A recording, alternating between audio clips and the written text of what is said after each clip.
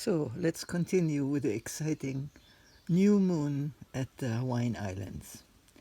And I was talking about the ninth house. That we come back. I will come back to the Scorpio eighth house flavor here in Pisces. It's very important. It's almost the most important thing of this whole new moon that we understand it. But here we have this very very full ninth house with Saturn. Very close by is Mercury. Very close by is Neptune, just at the very, very end of Pisces, where Neptune is most at home, the ocean.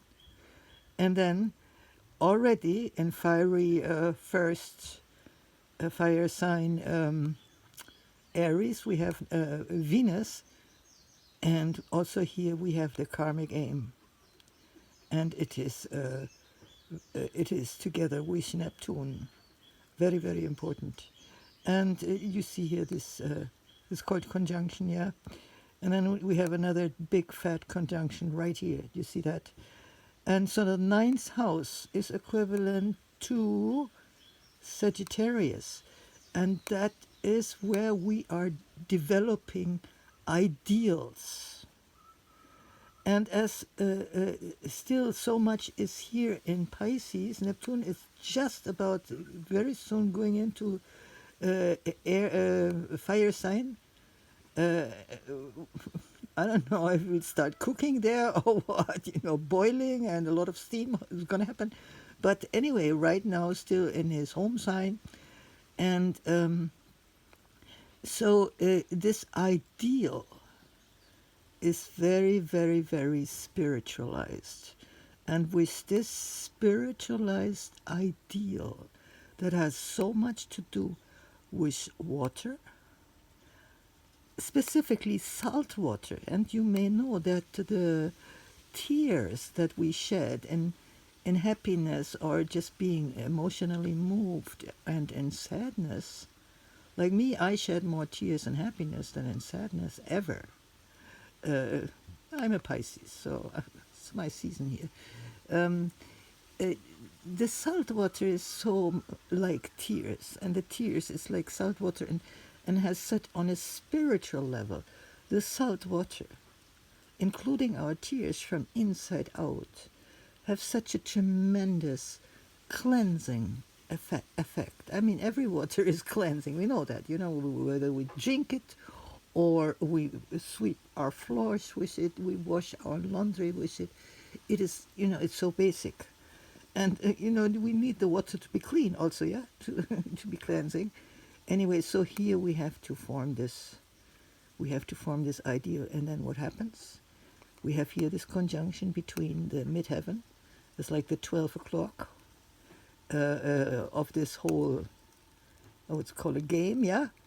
Let's call it the game of life. And this is here's 12 o'clock, yeah? And so this is in Aries, and Aries is a leader. Aries is like going with the head through the wall and then shouting backwards, "Follow me!" Yeah, but so there is leadership, for the better or the worse. And it's, well, the leadership is a little bit on the aggressive side. There's a square to Mars.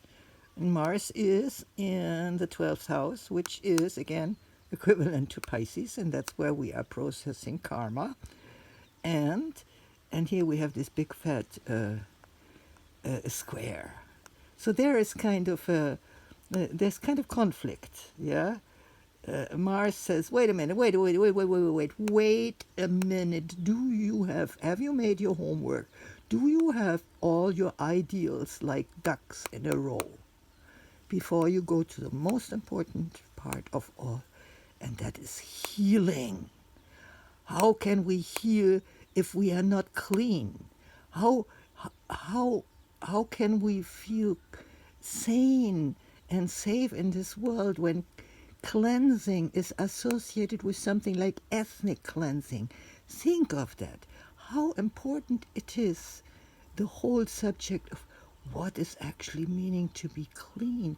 What is the health benefit of of having clean water to wash ourselves with, from inside out, from outside in. Yeah, we're talking about that here. It's very important. And I took in the first reading I did a couple of days ago. I talked about this cradle, this basket, or also like a little ship that we used to make out of a newspaper. Remember when we were children? And it's upside down. So if we would turn this whole picture around, we would have something like a ship here or a cradle. And the question is, what's inside? And we always have the image of any kind of containers is the female. Yeah, and we still here have here in Hawaii the sign rising is in Cancer, and has this beautiful connection with Mercury and here's Mercury and Saturn and the karmic aim and Neptune.